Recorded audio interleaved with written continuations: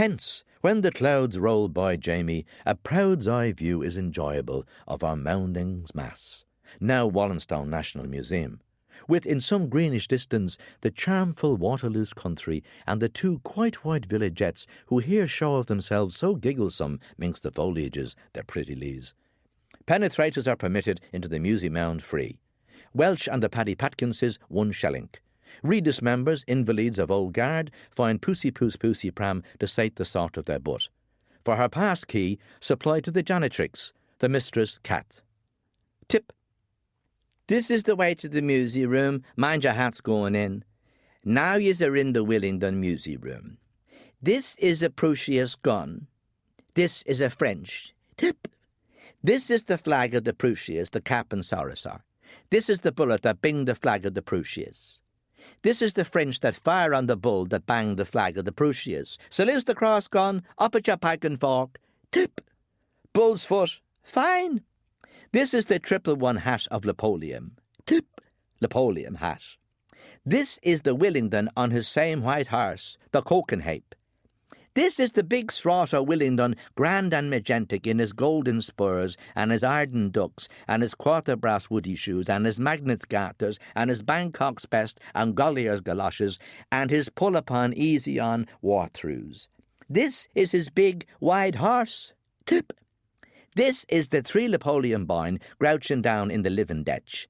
This is an Innimaskilling Inglis. This is a Scotcher Grey. This is a Davy stooping. This is the Bog Napoleon murdered in the Napoleon beg, a Gallagher's argument. This is the petty Napoleon boy that was neither bag nor bug. I say.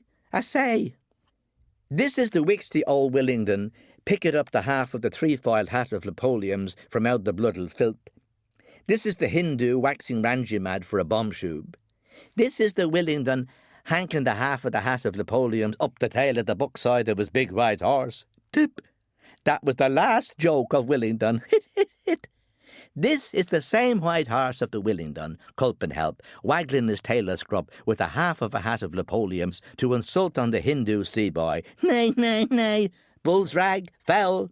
This is the sea boy, Madaras Hasses. Up jump and pump him, cry to the Willingdon, Ap puckaroo, pucka, your ap. This is the door for him, sea boy.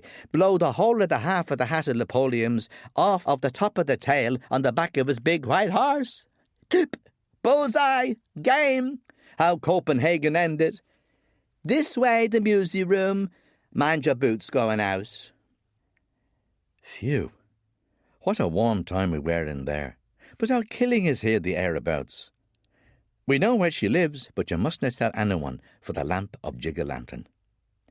She never comes out when Ton's on shower, or when Ton's flash with his Nixie girls, or when Ton's blowing tomb cracks down the gales of Ton. Fee, fo, fum. She just does hopes till byes will be byes. Here, and it goes on to appear now, she comes. A peace fugle, a paradise bird, a Perry pot mother, a Pringle pick in the island of Skippy, with pee-wee and pow-wows and beggy-baggy on her bicky-backy, and a flick-flask fleck-flinging its pixie-lighting pacts, who am or am I bows, picking here, pecking there, pussy-pussy, plunder-pussy.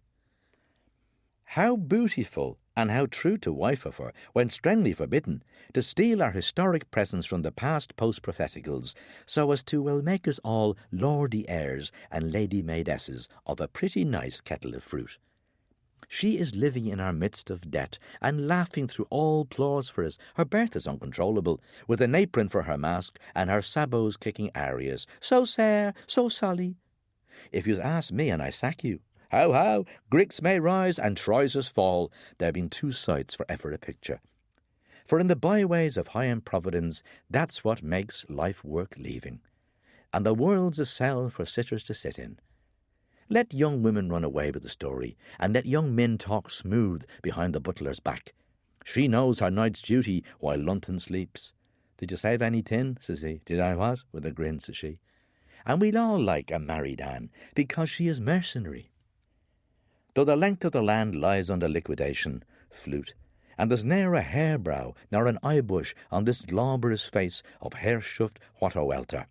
She'll loan a Vesta and hire some peat and sarch the shores her cockles to heat, and she'll do all a turf woman can to piff the business on. Paff, to puff the blazoness on. Puff, puff. And even if Humpty shall fall frumpty times as awkward again in the beard boozaloom of all our grand remonstrances, there'll be eggs for the breckers come to mourn him, sunny side up with care. So true is it that there's where's a turnover, the tay is wet too, and when you think you catch sight of a hind, make sure but you're cocked by a hin.